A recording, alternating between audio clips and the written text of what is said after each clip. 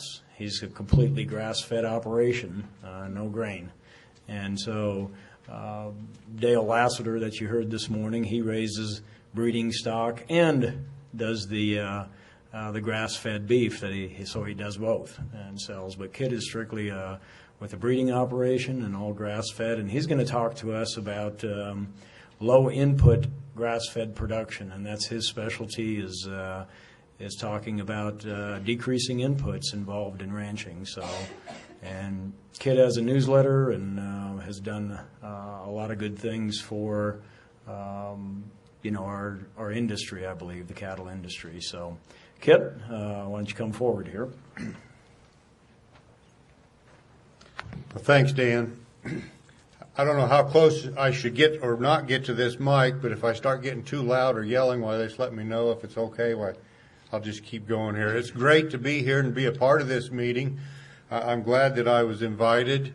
Today I'm going to do my best to discuss the benefits of low input ranching. Now, before I go much farther, I probably need to say that I don't consider myself to be an expert in anything. However, I do tend to be very opinionated. And that's why I get asked to do things like this. I'm quite opinionated. I tell people that I may not always be right, but I am never in doubt. And that's pretty much the way I am. Now, whether, I know there's several producers in this room. I'm going to talk to you as if you are all producers, because that's who I relate to, the cow-calf producers on the ranch.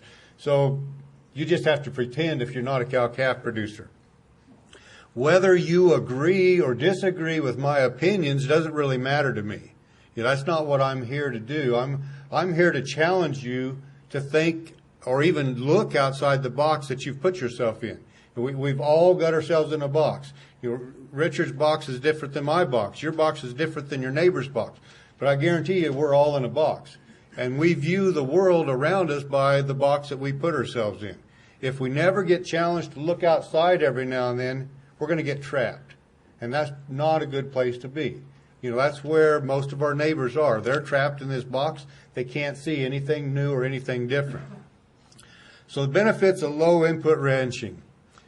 Farmers and ranchers are more productive today than any time in history, but it's not showing up on their bottom line.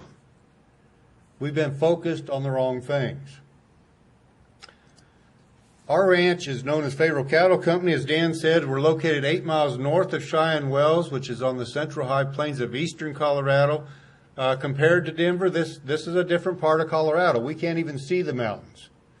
We have no trees. We have no water. It's basically the high plains desert. People that live in Denver think the state ends at Lyman, which is halfway between here and home.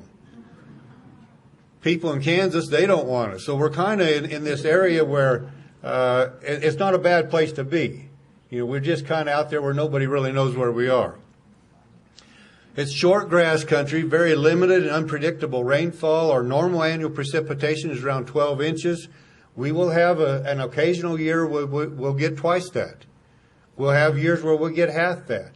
We've been through the last 9 years in fairly substantial drought conditions. I'm not sure the drought is broken. I'm sure hoping it is. We have had a commercial cow herd. With the droughts, we've pretty well got rid of most of our commercial cow herd. We also have a registered cow herd, and our seed stock program consists of Angus, Red Angus, Hereford, and composites. And our main business now pretty much is producing and marketing breeding bulls to other ranchers. We sell about 800 bulls a year. We have a sale in the fall and a sale in the spring. As Dan said, I eat grass-finished beef. We sell an occasional beef every now and then to friends and neighbors and family, but we're really not in the grass-finished or grass-fed business. We do provide genetics to over 80 people that are in that business. So, that's kind of my input in there. Our genetics are being used in a whole lot of grass-finished programs around the country. I'm going to start out by sharing a statement that I've made several times over the last 15 years. Agriculture that is not profitable and enjoyable will never be sustainable.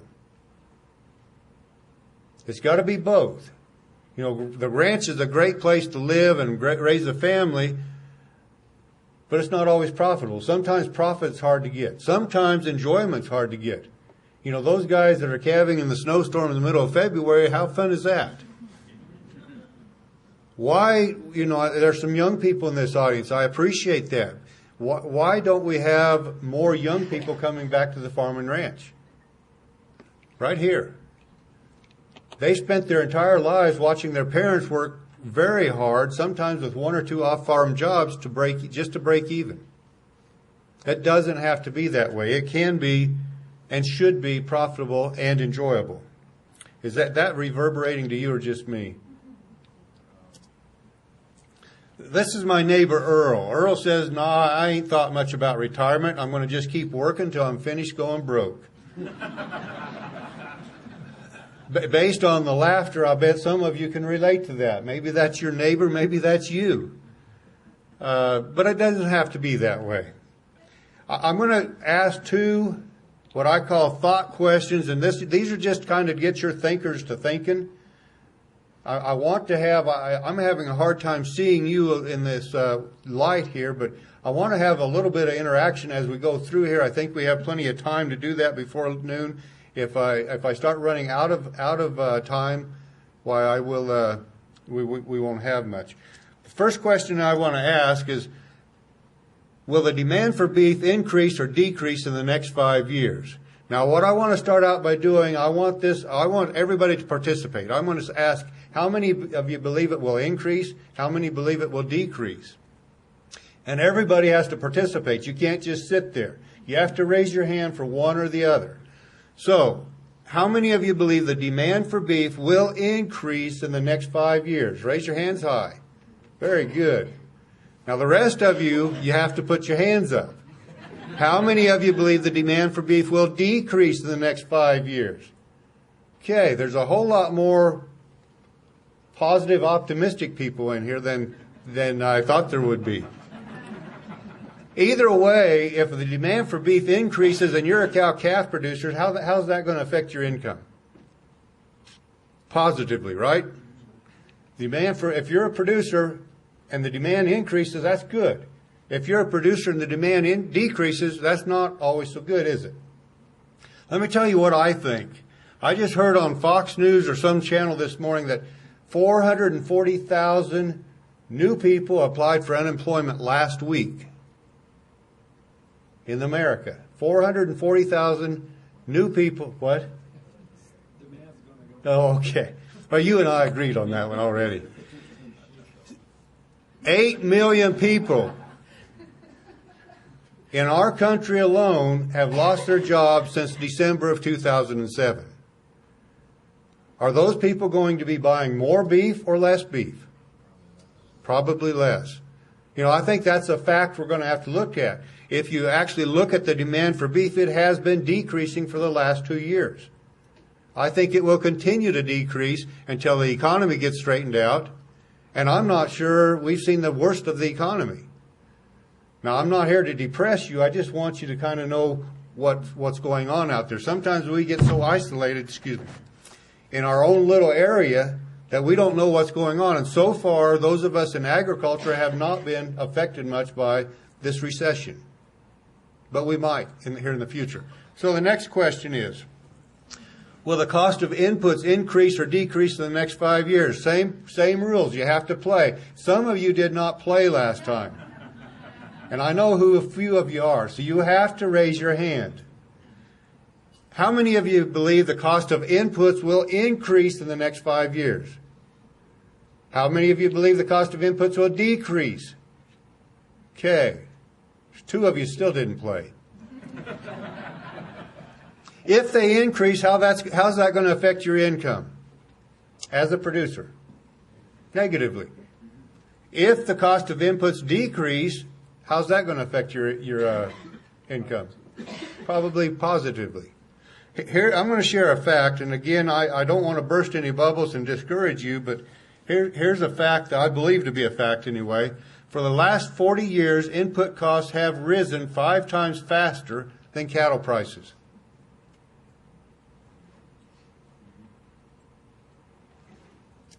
Do you believe that trend will continue for the next 5 years? Now, 3 of you think it's not going to.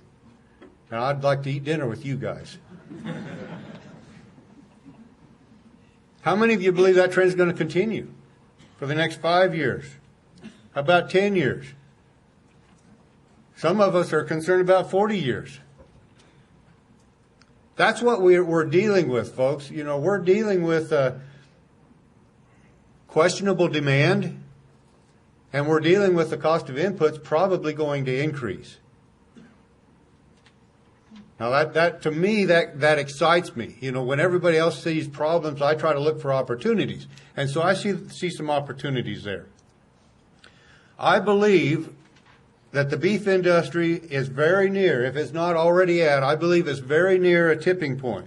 What's worked so well for the last 40 years probably will not work for the next 40 years. Things are changing. The world around us is changing. Those who are the quickest to adapt and change will be in the driver's seat. Unfortunately, those who are the slowest to change are going to get left behind or run over. Let's talk about change. How many of you like change? I mean, be honest. How many of you like change? There's always a few weirdos here. And I understand these people a little bit. You know, they like change because if there's no change, they get bored. And the people that really like change are looking for those opportunities that are available. And they are there. So I guess I'm going to challenge you, even though we don't like it as humans. Most of us we just don't like change. But I'm going to challenge you to learn to use it to your advantage. Accepting change. In most industries, innovation is accepted and implemented in 17 to 24 months. In other words, when an idea becomes proven, we know it works. Let's say we're manufacturing tires for automobiles. Something new comes along to help us in the manufacturing, make better tires for less money. Within 2 months after proving that, everybody's using that innovation. They're putting it to use. In agriculture, however, it usually takes 17 to 24 years for innovation to be accepted and implemented. Do you believe that? Yeah. Are we that dumb or slow? What's the matter with us? What's the matter? A lot of what, I'm going to say all of what I'm talking about today, I was talking about 15 to 20 years ago. All of what I'm going to talk about today was well proven 15 to 25 years ago. Proven to work. I talked to somebody earlier this morning, 15 years ago when I was given a similar talk to this, it was a different environment. It was kind of hostile. I would be pushing people way out of their comfort zone, and they let me know about it. I have a hard time getting an argument going anymore. Tracy, where are you at? You talked about critical mass. I think we've reached that critical mass or that tipping point where, the status quo industry is kind of coming our way of thinking. I mean, I'm going to challenge some of you today, but I'm going to have a hard time doing it. And that takes the fun out of this. Why is this the case? Why do you think we're so slow about accepting change? Most farms and ranches are intergenerational. There's more than one generation on the farm or ranch. Sometimes there's 3. The generation that's out there doing the work is living in their parents' paradigm. How long in years is a generation, roughly? How long? 70 or 80? No, that's a lifetime.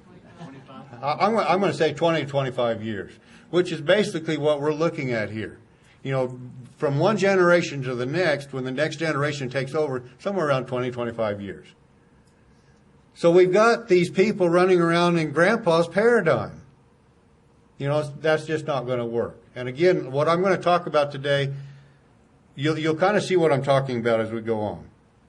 It doesn't have to be this way. What I want to do is challenge you to dare to be different. If you're having trouble doing this, I want to challenge you to dare to be different, dare to be a herd quitter. This is kind of a new concept that we've come up with. Everybody thought it was a negative concept. I think it's positive. What do I mean by a herd quitter? A herd quitter is someone who has enough courage to break away from the status quo, herd mentality way of thinking. Doing what everyone else is doing, following the crowd, is seldom the best way to manage your business. In fact, it may be the absolute worst way. If you're doing what everyone else is doing, do you have a competitive advantage? No. If you don't have a competitive advantage, are you going to be able to compete? No. We've got to be, you can call it whatever you want. I'm going to call it herd quitters, but we've got to break away from that herd mentality way of thinking and start thinking for ourselves and start looking for those opportunities. I believe that you can no longer afford to follow the status quo herd of high input, unsustainable agriculture. You can't follow that herd anymore. This is Basic Economics 101. Profit equals income minus expenses. In other words, my profit equals what I produce times its market value minus what it cost me to produce it. In agriculture, we have very little control over the prices and the market value. And that's frustrating. Most farmers and ranchers are in the commodity business. We produce a commodity, we haul it to town, and then we take whatever someone else is willing to pay us on that particular day. We take what they want to give us. But the only thing we have much control of is what day we haul it to town. The commodity business, by definition,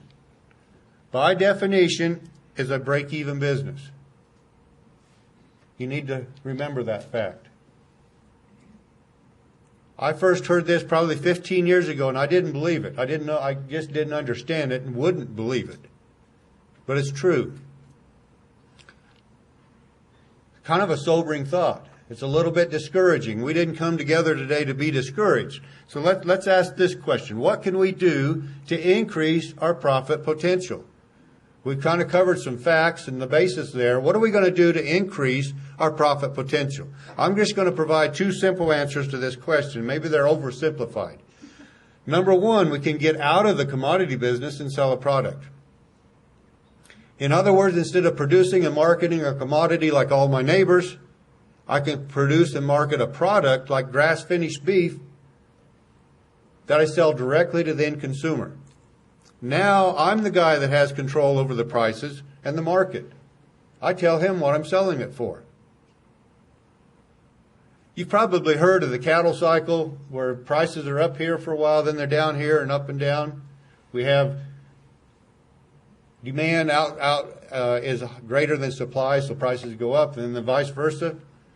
When we've been up here for 10 or 12 years, near the top. Most of you don't know that. We're gradually coming down. When cattle prices get to the very bottom of this curve here, what happens to the price of what's going to happen to the price of beef in the grocery store? Stay the same? I don't think it's going to go down. You know, we get upset because we're losing money, and they're still selling that steak for the same amount of money. They don't really care what's happening on your ranch or my ranch. When the price of cattle is way down here, they're still selling beef for about the same price. They're not concerned about the cattle cycle.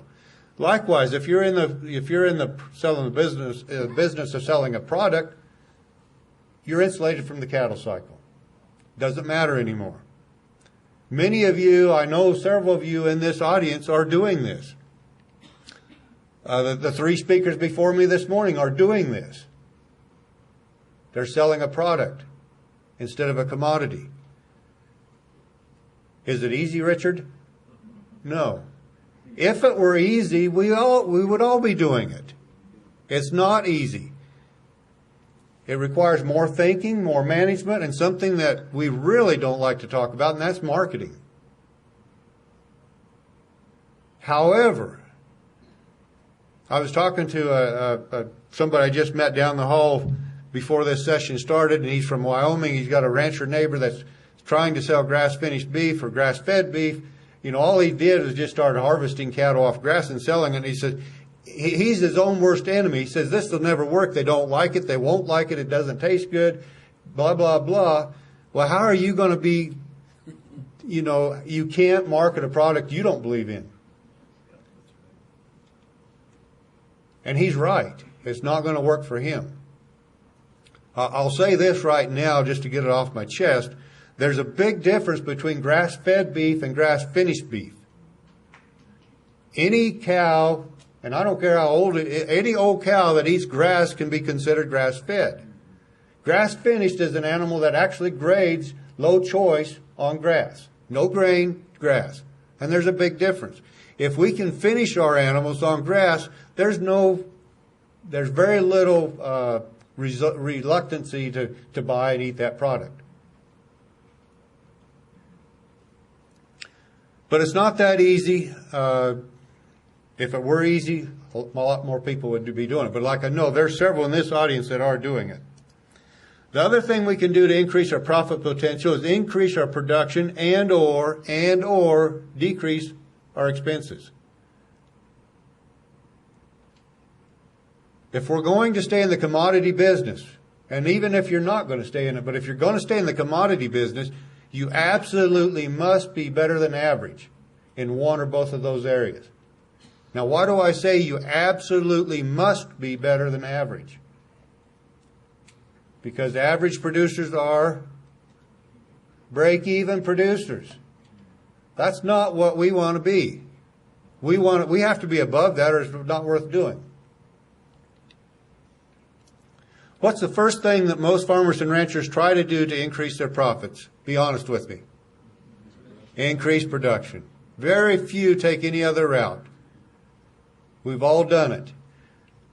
The first thing that we will try to do to increase our profit is increase our production. I'm losing money with 100 cows. Let's see what I can do with 200 cows. I'm just losing twice as much money now. But we'll make up for it in volume. I'm here to tell you that we can increase our profits just as easy, maybe easier, by reducing and eliminating our expenses. And many of you know that. What happens when we increase our production? What else happens? Expenses go up. You can't get something for nothing. There's no free lunches in this business. When I increase my weaning weights, for example, there will always be an increase in cost of production. I may not be able to readily say, there it is, but it's there. I used to talk about reducing and controlling our expenses. And this is where low input ranching, this is what we're going to talk about, or I'm going to talk about. Now today I talk about reducing and eliminating our expenses. If you're in the business of reducing your expenses every year, it gets more difficult every year, doesn't it? Every year you're going to have to sit down with your wife or your partner or somebody and say, okay, what are we going to do this year? I mean, we thought we made all the cuts we could last year. What can we cut this year? What can we reduce? Those are tough meetings to get through. However, if you can sit back a little bit and think, okay, let's look at this differently. Instead of finding things we can reduce, let's find a couple of expenses we can completely eliminate. When you eliminate an expense, you'll never have to deal with it again. Big difference.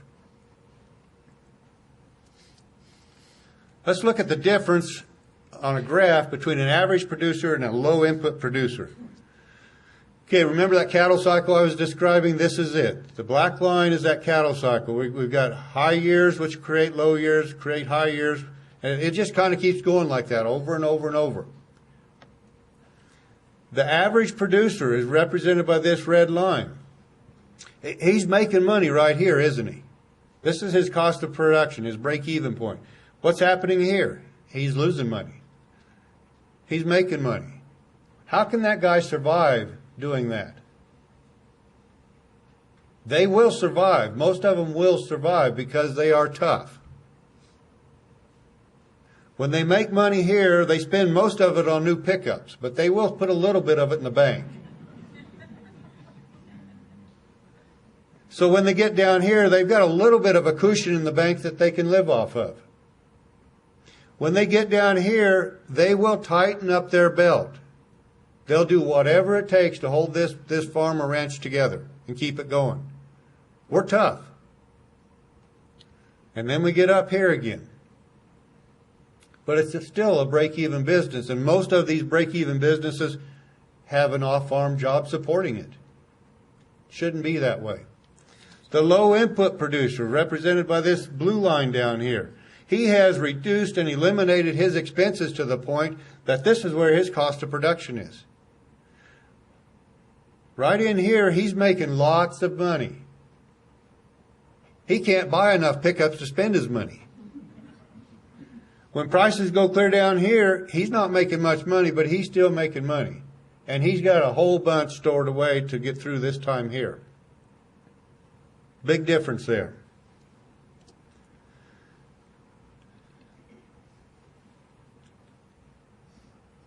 I'm going to stop right there for a second. I can't see, I think we have some time for some discussion. Does anybody have any comments or questions or thoughts? I hate to wait till the end because by then you've got another one and you forgot your first one. Nobody? Yes, ma'am. I think big corporations, it seems like they obviously have a lot to do with the fluctuating beef prices. Is there any way to influence that at all? She thinks big corporations have a lot to do with fluctuating beef price. I don't think they do. I think it's mostly supply and demand. And normally when we're up here, when we've got a high prices, what happens? Everybody, all the doctors and lawyers see us making money, so they all buy cows and ranches. Well, as soon as we flood the market, we've got way more production than we have demand, so the prices go down. And then those guys get out, and then it goes back up. Now, what's happening now, we've been riding up here at the top for a long time, 10 or 12 years. Never been that long of profitability in my lifetime.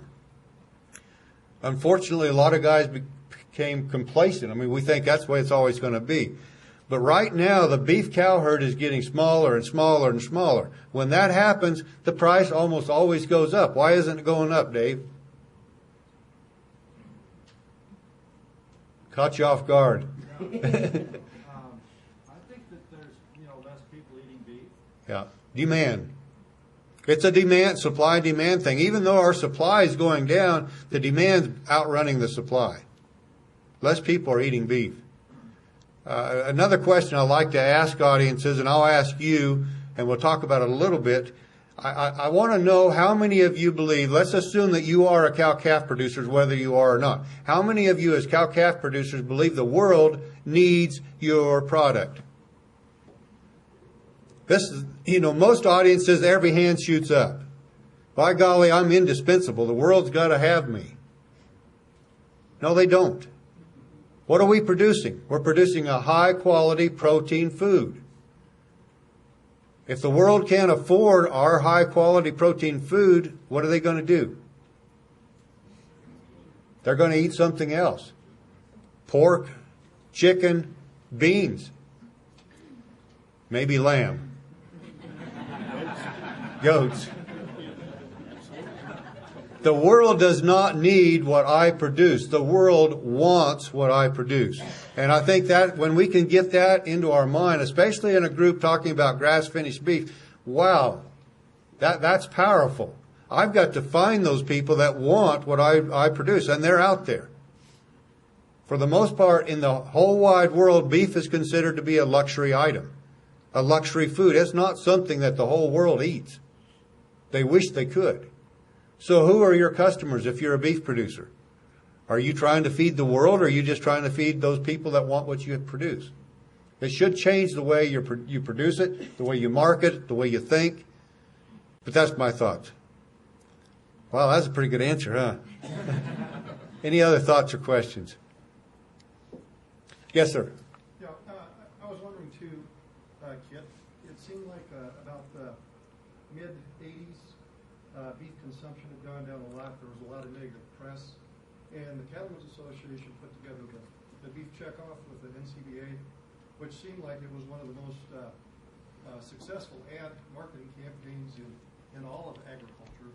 Is there infusion with that as a continuation, or maybe a little twist to continue marketing? He's talking about the beef checkoff when bad publicity brought the demand for beef down in the mid-'80s.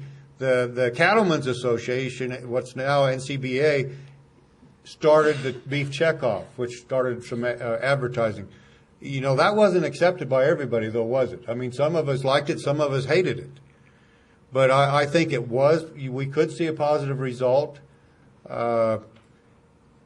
We are so much individuals in this business that may be the only way we can do it is through these organizations. But, yeah, I think we need to be doing some of those things. But, again, when we do it, are we going to say this is a product the world needs? Or are we going to say this is a product that's good for your health?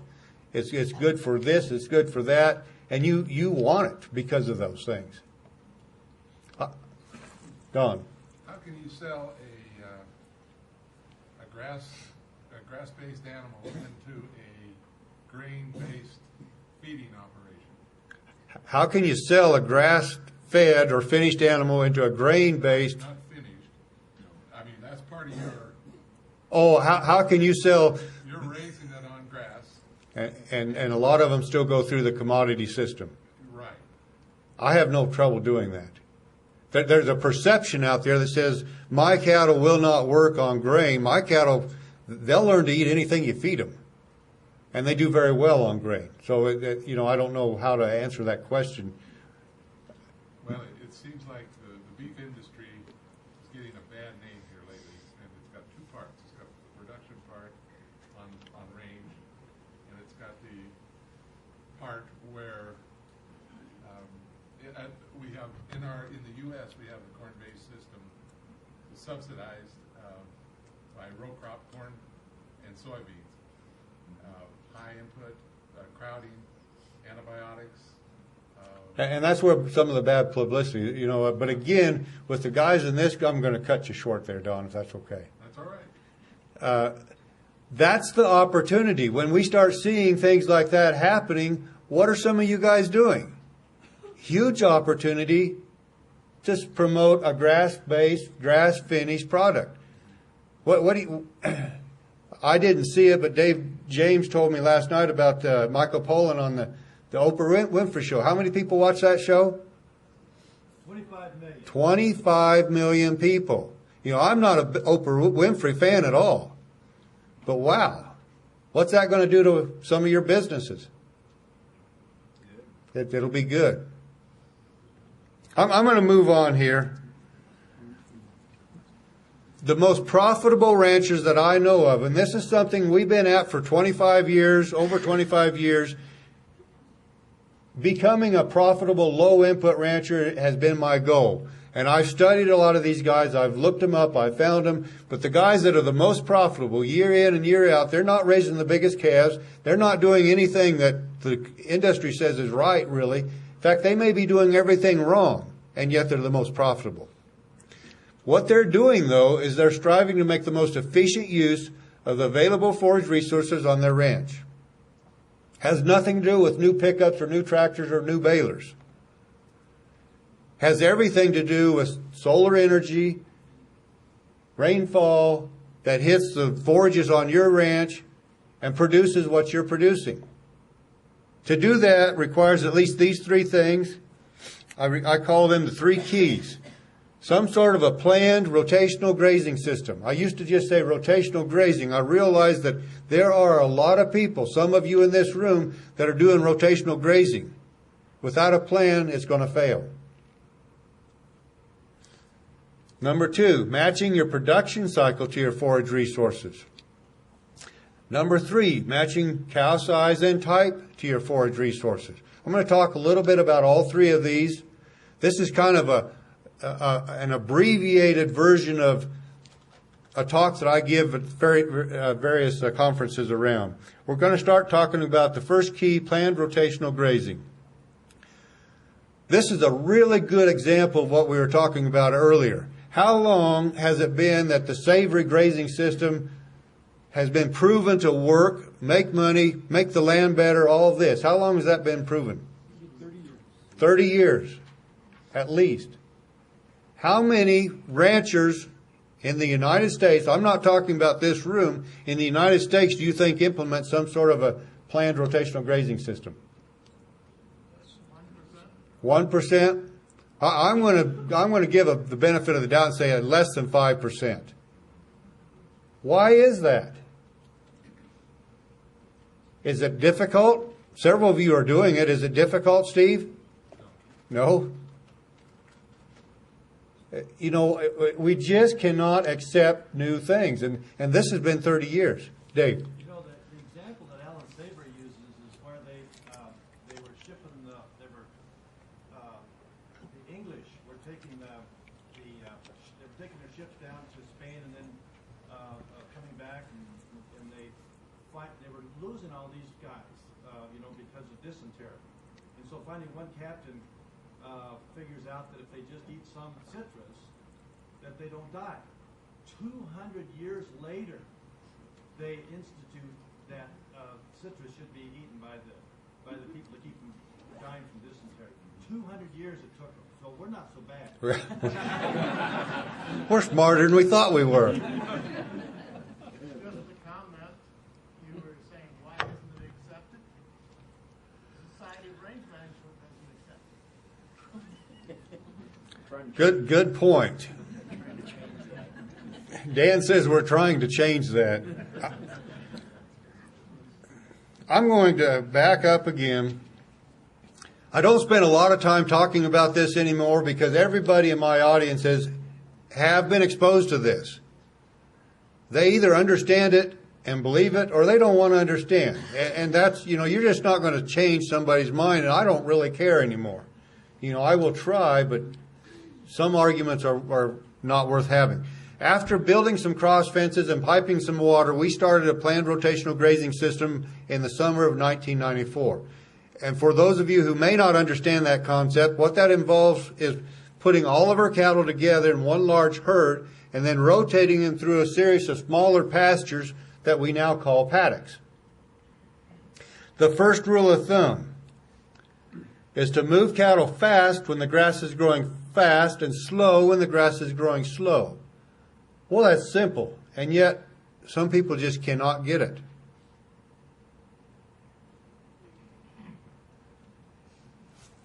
I want you to think of my hand as being a grass plant. When I turn the herd of cows into this pasture where this plant is, some old girl's going to eat it pretty quick. Now, immediately, that plant's going to start to rebuild itself from the roots up. It's going to start growing back. Before it is big enough to be grazed again, those cows better be gone. You cannot eat the same plant twice during that grazing period. That's all I'm saying here. So if your grass is growing back and can be that big in 3 or 4 days, you're moving faster. If it takes 10 days, you don't have to move quite so fast. So it's not that difficult. The second rule of thumb is this: put the highest number of cattle in the smallest possible area for the shortest period of time. Highest number, smallest area, shortest period of time. When you do this, you will be maximizing your rest periods, maximizing your grass and beef production, and maximizing your profits. The beauty of this is you get to decide how intensive you want to be. I've got several friends and customers that are moving cattle 3 and 4 times a day because they get paid very well to do it.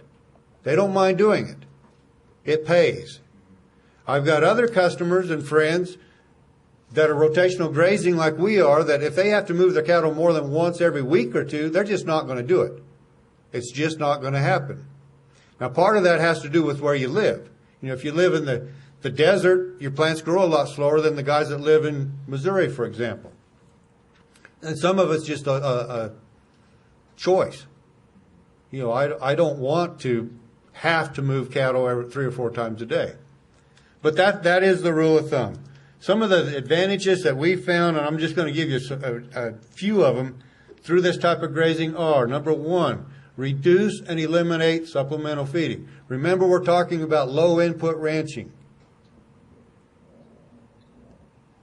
This system has allowed me to have grass left over for winter grazing. Now, I graze the same grass year around. I don't have a summer pasture and a winter pasture. I just have grass left over. The only time that our cows will receive any hay is when the snow is too deep or too crusted for them to dig through. And that's not very often. If I'm doing my job right and I have grass there, they better be willing to dig through the snow to get to it. And they are. You know, I like to show people our cattle this time of the year, and I will sometimes drive out of the way to go by some neighbors. You know, we don't have any much snow on the ground out in eastern Colorado right now, but let's say we did. You know, a lot of times having 4, 5, 6 inches of snow on the ground, that's not a big deal for us. The neighbor's cows, they'll be all lined up eating hay that's just been rolled out. The next neighbor's cows are standing in the gate bawling their heads off waiting for feed to come. My cows are scattered out in a little herd grazing. My cows have we've weaned our bull calves. Our heifer calves have not been weaned. So we've got cows and calves out there grazing in the snow. As long as I've done my job, they'll do their job. Number 2, we can improve our rangeland, the forage quality, the forage quantity, and the forage diversity.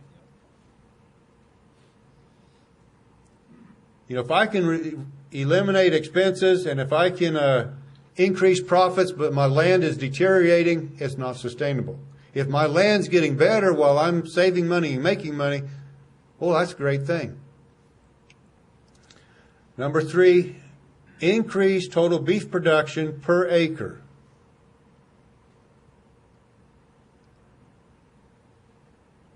That's probably the thing that will eventually drive this system. You don't count on that the first year or two. But if you're doing things right, you will start seeing that, you know, I've got more grass, I need more cows, and it just kind of builds. I've found that with my level of management, which is very low, we've increased grass and beef production by about 50%. And for those of you who can't think of anything except bigger production, bigger weaning weights, that's like taking a 500-pound weaning weight and turning it into a what? 750. That's pretty impressive. That's not what we're doing. But we've increased total beef production by 50%. There are some in this room, through more intensive grazing, management of that grazing, have increased grass and beef production by 200 up to 600%. Now that's where it gets exciting. Greg Judy, who lives in Missouri, is doing what I term mob grazing or high stock density grazing. And this is not a picture of high stock density grazing necessarily. But Greg says that mob grazing has made it possible for me to double my grass production. That's like having someone give you another farm for free. I don't know anywhere in the United States where you can readily find grassland right next to you or close by that you can buy or lease. Do you? It's not available. Everybody thinks they need to expand. Maybe this is what we should have been doing to expand. If we can double what we get out of what we have, let's do it. I'm going to stop right there again. Any thoughts, questions, or comments? You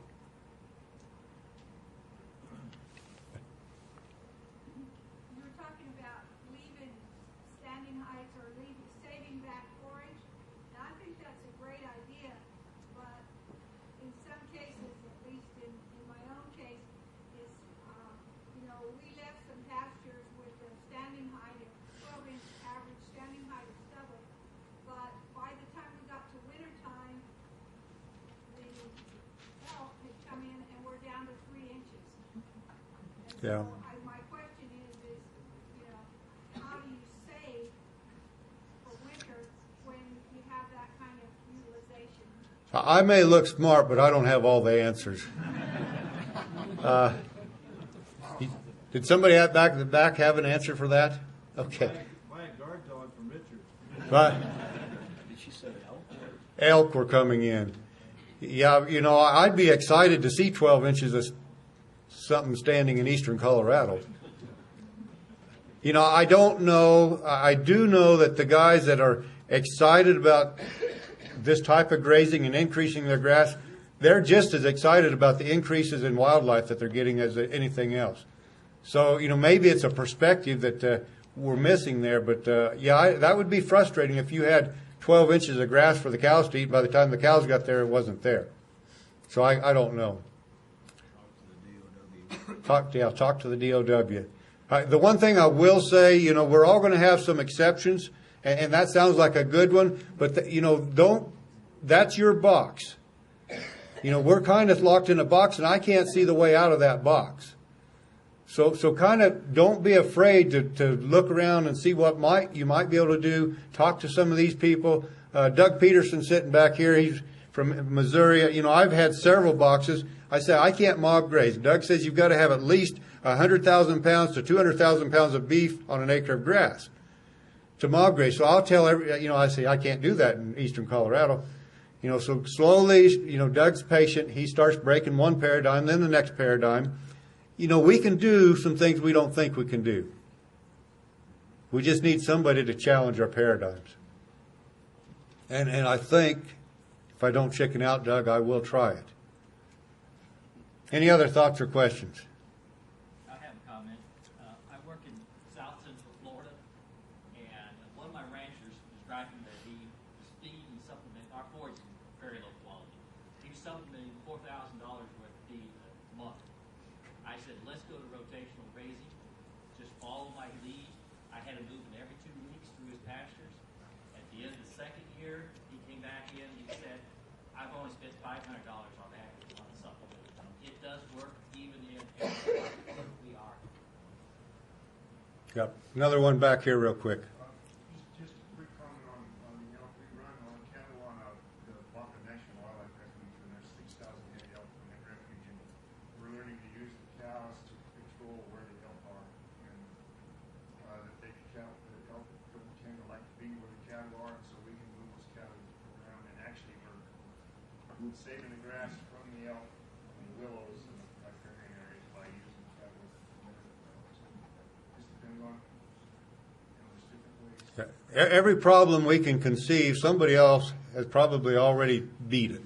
And I wish I could remember where I was exposed to this, but it was really similar to the speaker before you. They were using cattle to condition the areas that the elk really wanted to be in, and getting the forage to be more palatable and more desirable by the elk, to get the elk in the areas they wanted to be. Yeah. The lightning. There's three examples of that, two in Oregon that I know of, and one in Montana, Western Oregon and Eastern Oregon. In Eastern Oregon, Oregon Department of Wildlife a couple of decades ago got a ranch given to them, so they took off all the cows. After a few years, they noticed all the elk were on the surrounding ranches, so then they brought in the range people and figured out how to graze it so that the elk would come back, and they did, and they had increased for many years after that. I hate to stop this discussion, but I have a few more things I want to say, so I'm going to move on. The second key, matching your production cycle to your available forage resources. Basically, what I want to do is match what my cow needs to what my ranch produces. Sounds pretty simple, not always that simple. To do that, I believe that we need to pay attention, and that's kind of what you guys are talking about. We need to learn from Mother Nature and follow her example. And when I talk about production cycle, I'm pretty much talking about calving and weaning. There are some other things that are involved that, for the most part, calving is the biggest one. Weaning is just kind of secondary. We need, if we're going to match even come close to matching our production cycle to what we have on the ranch, we have got to calve and wean in sync with nature. Now, I usually throw some graphs in here that are very dramatically show what I'm talking about. I just didn't have time to put them in here, but I think most of you are beyond that, so we'll move on to this. Have you ever wondered why the wild animals don't have their babies in February and March?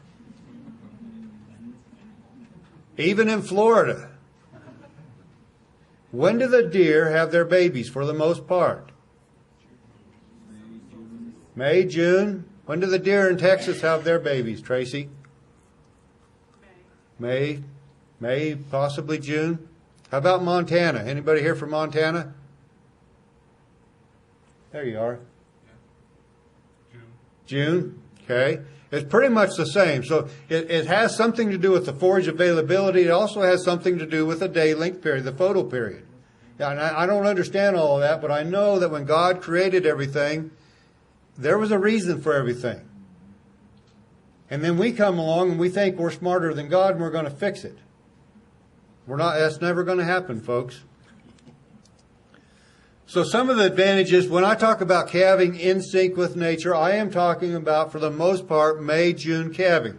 The only exception maybe for that would be along the coast areas and in fescue country, where there's a whole lot of fescue. But I know a lot of people in fescue country that are calving in May and June. So, you can't tell me it can't be done because they're doing it. Greg Judy, for example, is May, June calving. But these are some advantages, and I'm fairly specific.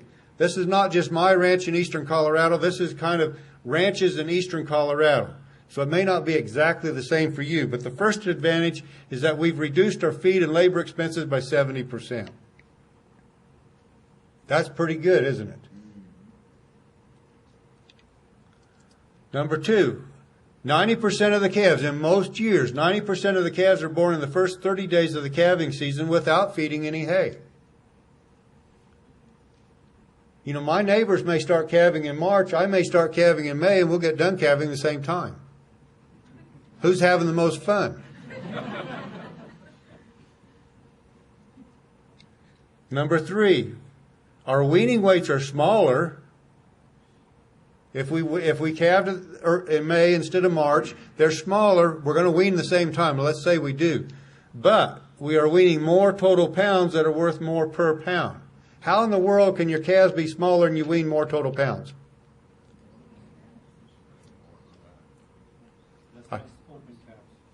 Less open cows, that would be a good one. Less sickness, less death loss. There's a lot of things. Again, when you get lined up with nature, things seem to work. We calve out on open range. Most people do in eastern Colorado. We still get storms in March and April. I calved in April for 8 years, knowing that I was out of sync with nature. But I was in a box. And if I have time later to tell you, I was in this box for 8 years before I finally looked out and came up with an opportunity that just shattered my box. So calves are smaller, but we're actually weaning more total pounds that are worth more per pound. Why are they worth more per pound? Because the calves are smaller. Lighter calves, almost always in my lifetime, have always sold for a little bit more per pound. Those extra pounds of weaning weight just don't pay off.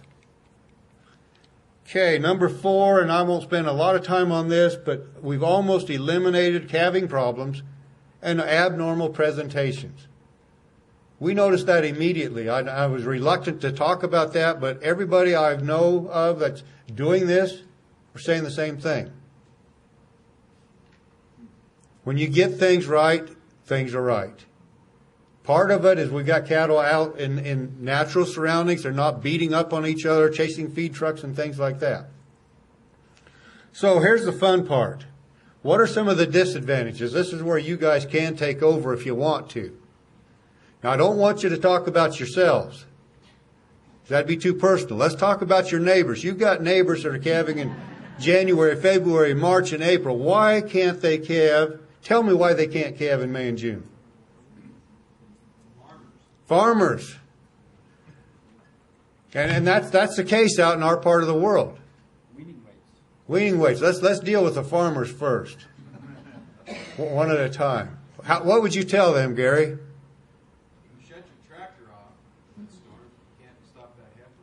Yeah, it's easier to shut the tractor off than the heifer.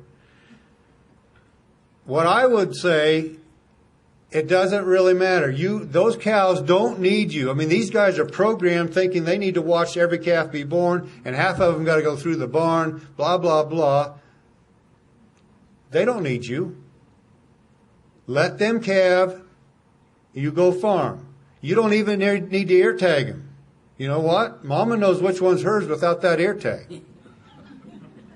Every reason you can tell me as a commercial producer that you need an ear tag in a calf, I can tell you how you can do the same thing without an ear tag.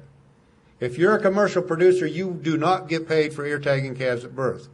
Gary Rhodes sitting back there, when he went from March calving to probably middle of May, June calving, Gary did everything the extension told him to do. He was tagging calves, weighing calves, blah, blah, blah. When he moved from March calving to May calving, Gary said, in March, we were the cows' buddies. We were hauling hay and cake out to them. They were our friends. In May, we get out there a little bit late and that calf's running. We can't catch him to tag him. We're chasing the calf. What do we become? What do we look like? A coyote, predator. Gary quit tagging calves before he got hurt. Since Gary's in the room, I usually quote him when he's not in the room, but Gary says, if I have to set my coffee cup down during calving, I feel like I'm being overworked. Gary usually calves 60 or 80 heifers 30 miles from town. He lives in the town of Burlington. Is that about right? 50, 60, 80 heifers. He checks them maybe twice a week? Gets along better than when he was checking them every 4 hours. They don't need you there. How much longer are the days in May than they were in March? A couple hours? To 3 hours? You've got plenty of time to run through your cows and go sit on the tractor for a long time. So weaning weights. We can't do this because we want big weaning weights. How would you talk that down? I'm going to real quick say, the guys that are making money are producing more total pounds that are worth more per pound. Those big calves are not necessarily profitable. What are some other disadvantages or reason our neighbors can't do this?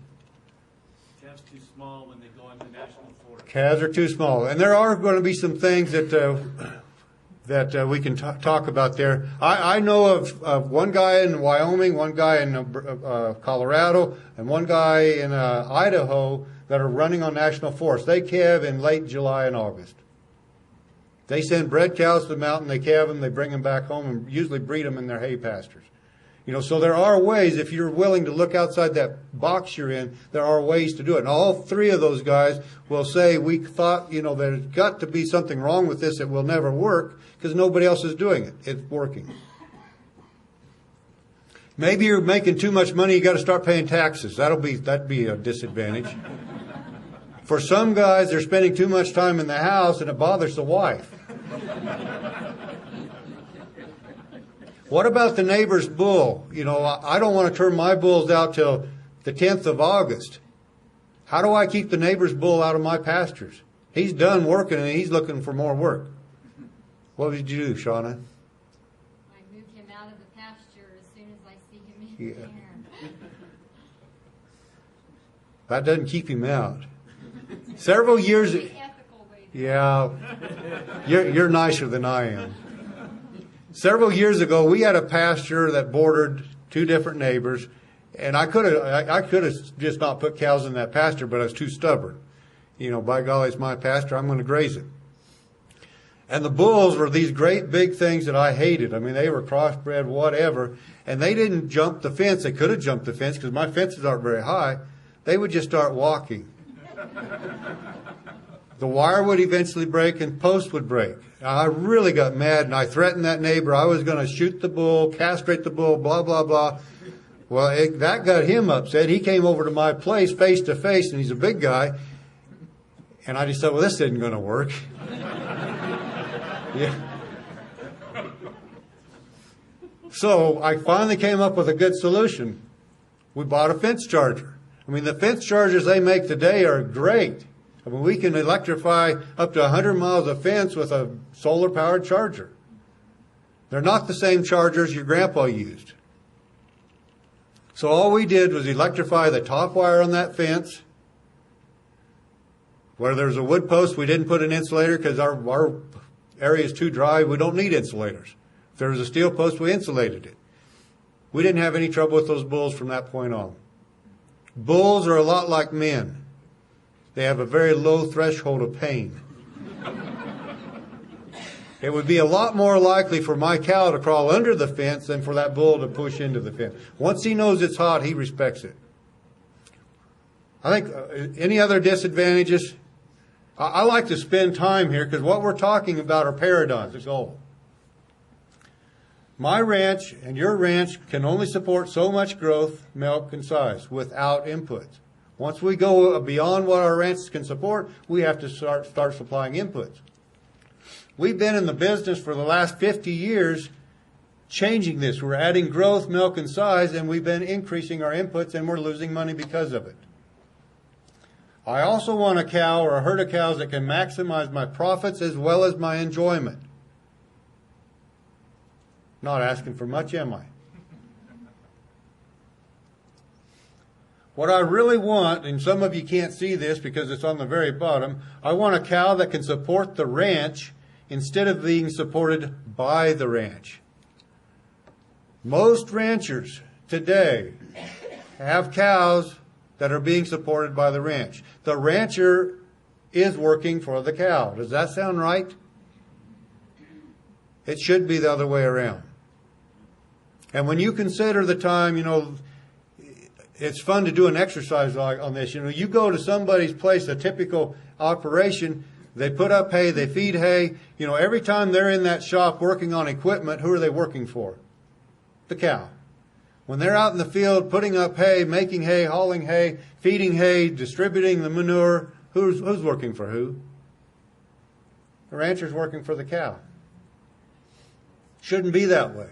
I want a cow that's working for me. So what can I do? How can I match cow size and type to the resources on my ranch? I'll just talk about my ranch. I want a cow that fits my ranch. To do this requires these three things. Number one, I eventually must require my cattle to live within their means. Now, this isn't something I can just do overnight. Some of you say, okay, I understand this low input ranching. You go home tomorrow, you go out to see your cows, and you say, girls, we learned something yesterday. I was at a meeting in Denver yesterday. I'm going to be gone for the rest of the winter. You're on your own. For most of you, that's not going to work. For some of you, it will be, because that's the way you ranch anyway. But gradually, if that's your goal, you've got to start requiring them to live on what they have there and nothing else. Number two, produce or purchase cattle that fit my environment and management practices. If I continue to use the wrong type of bulls, how long will it take me to produce the right type of cow? Forever? Kind of hard to do that, isn't it? But you know what? That's what 98% of cow-calf producers in North America are trying to do. When I travel a lot for events like this, I go from Canada to Alabama, to the East Coast, West Coast. I talk to a lot of cattlemen. I see a lot of cow herds. With very few exceptions, most ranchers, no matter where they are, here's what they say they want. What I really want is an efficient 1,100-pound cow that can wean 50% of her own weight for many, many years without being pampered. Does that sound like a pretty good kind of cow? Most of us are going to agree. Some of you might be a little bit odd, but that's okay. Real quick, I will find out, though, that these same ranchers that want an efficient 1,100-pound cow that can wean 50% of her own weight for many years without being pampered, they're using bulls that were produced by 1,400 to 2,000-pound cows that have to be pampered to stay in the herd. How's that going to work? If you continue to use the wrong type of bulls, how long will it take you to produce the right type of cow? It's really not that complicated. I don't know why we think we can do something we can't do. Number three, and this is probably the most important, we need to be willing to get rid of all animals that don't fit our management or our environment and management practices. Not all cows are created equal. Some are much more efficient, much more profitable than others.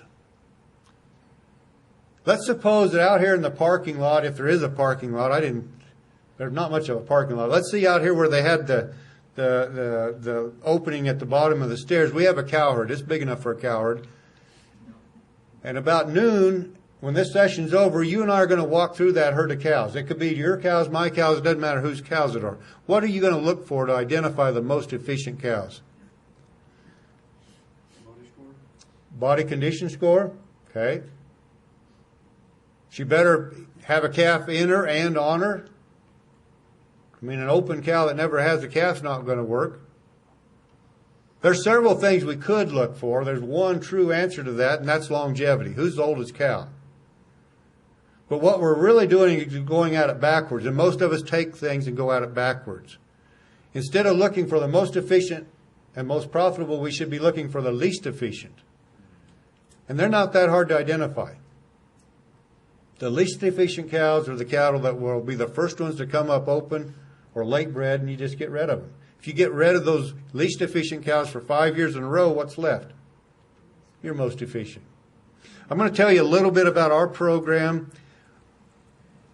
We've been at this for 25 years, where we started, how we got to where we are. This has been my goal for that 25 years. We didn't do it all at once, but we gradually reduced our feed and feed expenses while we started adding or increasing our stocking rate. So what we're doing is taking away feed and adding cows. What that does, it makes it tougher on those cows. Some of them can't stay in that herd. They're going to come up, your least efficient cows will come up open or late bred, and you get rid of them. Gradually over time, you start taking away more feed or adding more cows. We have never fed grain to our cows. I don't know why anybody would feed grain to a breeding animal, male or female. As I said earlier, we rarely feed hay to our cows, except in extreme conditions. And we'll have those years. You know, we'll have a year where we may get 6 feet of snow, but it's about every 9 or 10 years. So I can feed hay. I just whine and complain a lot when we do it. We stopped feeding protein to our cows 10 years ago. Real quick, I'll try to tell you a story about that. I met Blaine Horn out here in the hallway earlier, and I don't think he had time to come to this meeting. I hope not. But Blaine was working at the research center in southeast Colorado back in that time, or prior to that time, and he was several ranches in our area. He would make a monthly visit for 2 years. He would come to the ranch. Our cows were in a rotational grazing system. Wherever the cows were, he would take grass samples and fecal samples. I mean, he was putting together some data, some research project. And when I took away the protein supplement, Blaine says, no, I mean, he knew what our program was about. He was a little skeptical, but Blaine says, you can't do that, kid. He says, I know what your grass has. He said, according to the book, you still need to provide some protein supplement to those cows. Well, I nodded my head and didn't feed them any protein. And I got away with it. Do you know why? Not one of my cows can read the book. They really don't know any different.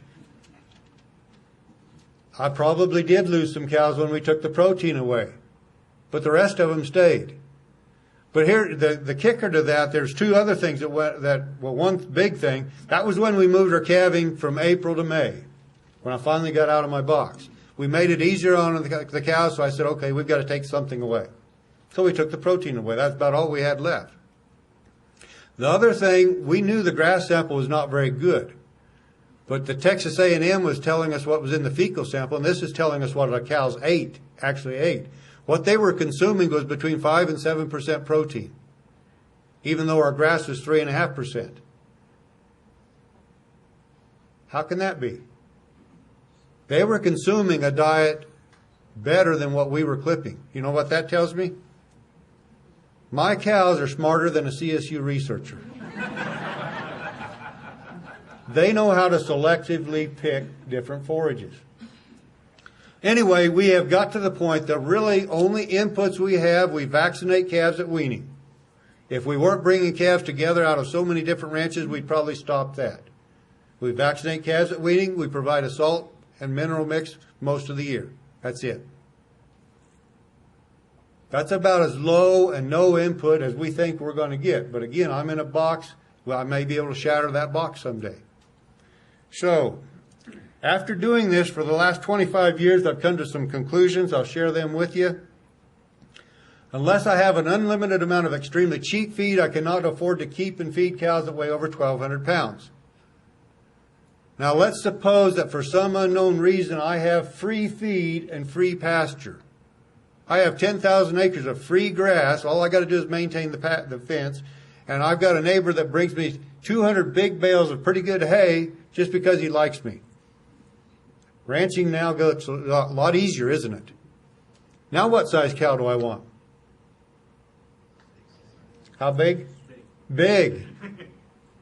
What's another answer? Small. You wouldn't change? 1,200 pounds. I'll go with his answer. It doesn't matter if I have free feed, cheap feed, or expensive feed. I'd still rather run a higher number of smaller cows because they will produce more total pounds of beef, not per calf, but of beef.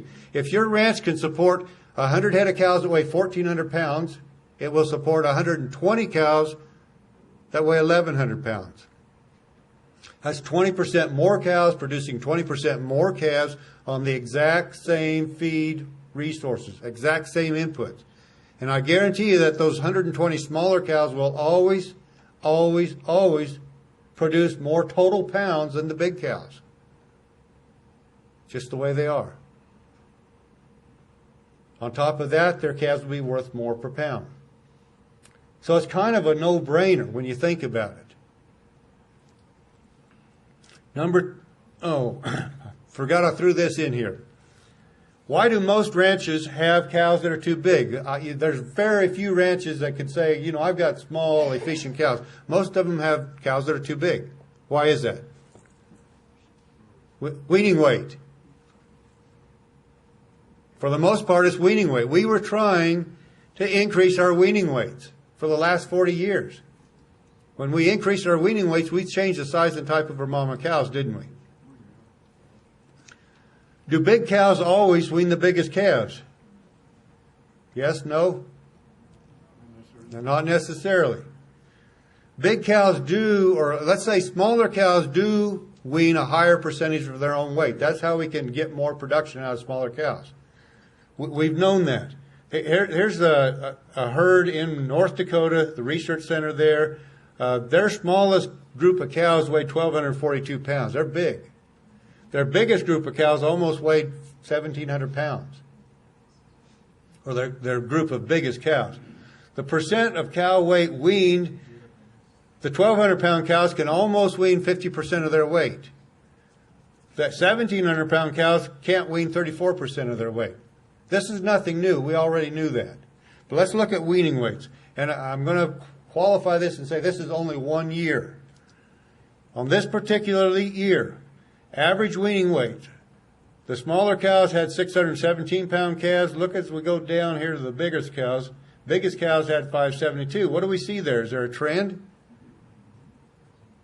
Even though we have those big cows because we want bigger calves, it doesn't always work that way, does it? Now again, I'm going to say most of the time, bigger cows will wean bigger calves. Why didn't it work here? Poor feed, drought. You know, in hard times, that's what's going to happen.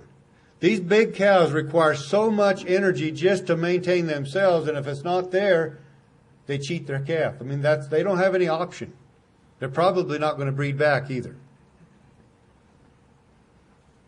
But that, to me, that just kind of turned on a light. You know, I talk about bigger cows needing more feed than smaller cows. Well, now we can see what happens if they don't get it.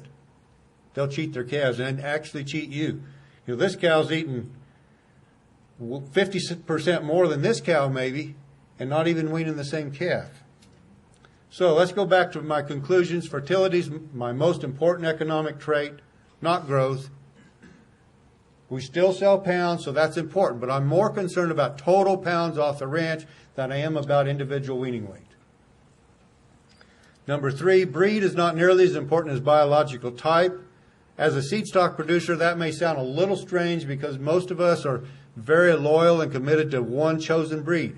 We have to be. If we don't believe in that breed, we can't sell it. If you noticed earlier, I can't make up my mind. You know, we've got Black Angus, Red Angus, Hereford, and composites. Most of the bulls we sell are Black Angus because that's where most of the demand is. What I really want is the biological type that fits my ranch with no inputs. I don't care if she's red or black or whatever. So let me show you what this looks like, and I want you to realize that I didn't know what we were doing 25 years ago when we started this. I didn't know what this cow was going to look like. Rather, after 15 years, it took about 15 years to get to where I understood what we were doing. After 15 years, I did realize what we needed. Now I can start selecting for it. Top of my list is easy fleshing ability. That's a cow's ability to put on and then maintain good body condition even with a limited amount of feed. Any cow can be made fat if you feed her enough. I'm not impressed about that anymore. I won't even go to the stock show and look at fat cattle. How can you be impressed if you don't know how much they're eating? What impresses me is in a cow that looks like she's got nothing to eat and she's still fat. Number 2, frame score of 2 to 4. Now, in most of my audiences, this is where a couple of people are going to hit the door and running. I mean, they were close to not being here earlier, but now I've gone across the line. Those that stick around, I hear some doors slamming. I heard a couple of doors slam in this group. The door's in your mind. Why does this bother people when I talk about 2 to 4 frame? Think they're too short. I think it reminds them of the belt buckle high cattle that were so popular 55 years ago.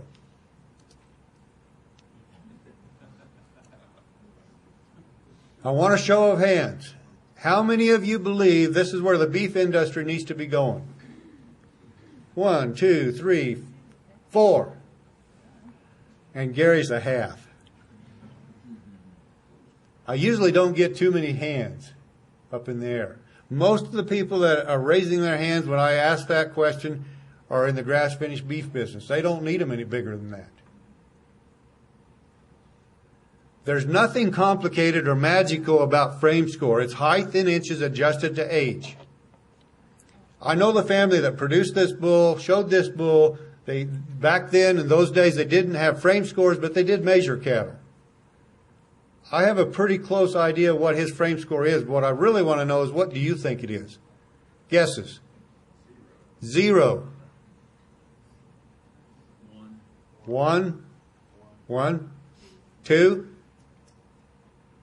Any other guesses? In most groups, there will be somebody that says 4. Somebody says 3, 4, and then on down. That's not a 2. It's not a 1. It's about 6 to 8 inches shorter than a 1. I don't know what you call that. 0, 0, 0, 0, 0, -3. I don't know.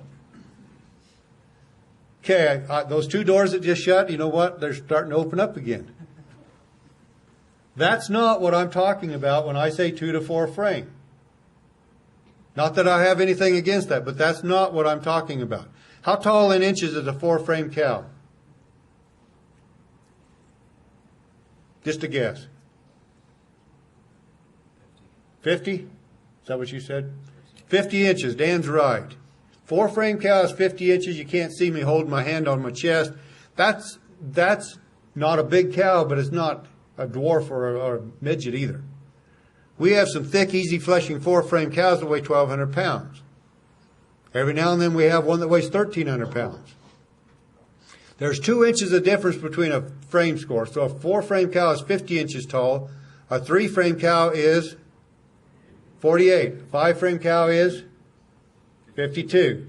There's 4 inches of difference between a cow and a bull in the same frame score. So a 4 frame cow is 50 inches tall. A 4 frame bull is 54. A 5 frame bull would be 56. No, back to the 2 inches. Now remember this, there may be a test. We have some thick, easy fleshing 4 frame bulls that weigh well over a ton. This is a Red Angus bull. Colorado Hobo's his name. He's a 4.5 frame bull. That bull was weighing about 2,400 pounds when that picture was taken. That's the top end of where we think we need to be. I'm going to take it down a notch. 3.5 frame bull. This is a Black Angus bull called Idaho, 3.5 frame. He's weighing about 2,100 pounds. Now I'm going to go down one more notch. In most audiences, there will be somebody that just covers their eyes. That's okay. I understand. I'll let you know when you can look. This is another Black Angus bull called Emancipate. He's a 2.5 frame bull. He's about 10 years old when that picture was taken, weighed about 1850. I don't know if he ever weighed a ton, but he's a massive bull. Wish I could spin him around. He's a meat wagon. Most people believe in their minds, they think they know what a five frame animal is. So they think a 2.5 frame animal is half that size. Not true. What's the difference in inches between a 5 frame bull and this 2.5 frame bull? 10 inches? Nope. Say it real loud so I can hear you. 5. Very good. Somebody was paying attention. 5 inches is all. The difference between a 5 frame bull and a 2.5 frame bull is 5 inches. What are we so concerned about? Where are we going to find most of that 5 inches? Right there, between the ground and the belly. How much does that weigh? Can you eat it? How valuable is it? Ironically, our 3-frame bulls, most of our grass-developed 3-frame bulls will outweigh most 5 and 6-frame bulls unless those 5 and 6-frame bulls are fed. You have got to feed them to weigh as much as this guy. If you turn them out on grass with our bulls, they won't weigh that much. Okay, I'm going to go back to this. A mature cow weight of 1,000 to 1,200 pounds. That pretty well ties into our frame score with the type of cattle we have. Our 2-frame cows weigh 1,000 to 1,050. 3-frame cows 11 to 1,150. 4-frame cows 12 to 1,250. Now, granted, you can have 2-frame cows that don't weigh that much, but there's not much to that cow. A lot of volume and capacity. That what they're carrying around is a fermentation vat. They need to be able to efficiently convert that low-quality grass into milk and meat. That, for the most part, describes the type of cow that works on my ranch.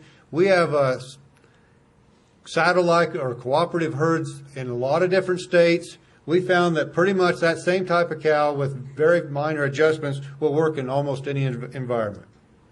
What does this look like? I'm going to show you 3 or 4 cows. Nothing special about these cows. These are cows in their working clothes. Just so you know, they look like a real cow. They're not dwarfs. This is the cow on the Rhodes Ranch, Burlington, Colorado. Just a plain old commercial red Angus cow. Black Angus cow and her calf. Hereford cow. I'm going to go through some of our herd sires. I don't put a lot of pictures into my presentation, but I try to end the presentation with pictures because a picture is worth 1,000 words. You need to know what I'm talking about. This is Deja Vu. He's a Colorado hobo son. He's a 3.5 frame bull. Magua is a 3-frame Black Angus bull. That picture was taken when he was 2 years old and just came out of the breeding pasture. This was an amazing bull. When he's a 3-frame bull, at the age of 4, he weighed well over a ton. Rarely do bulls that size weigh that much. But look at the bull. I mean, he's just huge. Johnny Be Good. That bull's 3.5 right now. That picture was taken just a few days ago. That's a 3.5 frame bull. Pledge is a 3-frame bull.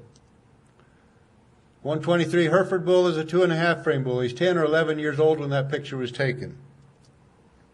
Trailblazer is a 3.2 frame bull, I believe. That picture is taken in one of our herds in Oklahoma. This good-looking fella here, he's about a two-framer. He's not very tall. My wife, Deanna, she won't let me measure her. But I think she's about a 4-frame. And our son Tyson, he's about a 3-frame. $12 corn. I've often said that the best thing that could happen to the beef industry is $12 corn. It's not going to hurt us near as much as our competition, which is pork and poultry. Why have we worked so hard for the last 50, 60 years trying to turn a ruminant animal that can efficiently turn low quality, low cost forages into a high quality food product? Why are we turning that animal into a pig? Doesn't have to be that way. As I said earlier, my business for the most part is selling grass-based genetics to people that need that type of animal on their ranch and to people who are producing grass-finished beef. We didn't start out to say, okay, we're going to sell only grass-finished beef, because that's not 95% of the calves sired by our bulls still go through the corn-based system. Kind of answer Don's question. They still work on the corn-based system. If we get them much smaller, there are going to be some complaining. At 2 frame, they still fit the box. I'm going to close with this thought. Keep it simple. Cow-calf producers are in the business of converting free solar energy into a high-quality food product. Properly done, the cow will do nearly all of the work for us. That's low input, it's profitable, and it's enjoyable, and it's sustainable. Now, if you would like, and you're not receiving our newsletters or our weekly emails, jot down my email address there, kit@pharocattle.com.